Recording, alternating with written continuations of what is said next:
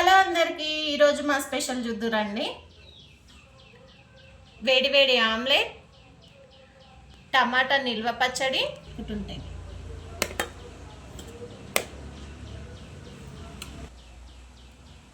వేడి వేడి white rice, ఇంకా చూడండి ఫ్రెండ్స్, అన్నీ వెజిటేబుల్స్ ఇంట్లో 2-3 ఉంటే అవన్నీ వేసి వెజిటేబుల్స్ దప్పలం అయితే వేసిన. చూడండి, మీకు కూడా ఫుల్ వీడియో కావాలంటే నా యూట్యూబ్ ఛానల్లో ఉంది, చూడండి.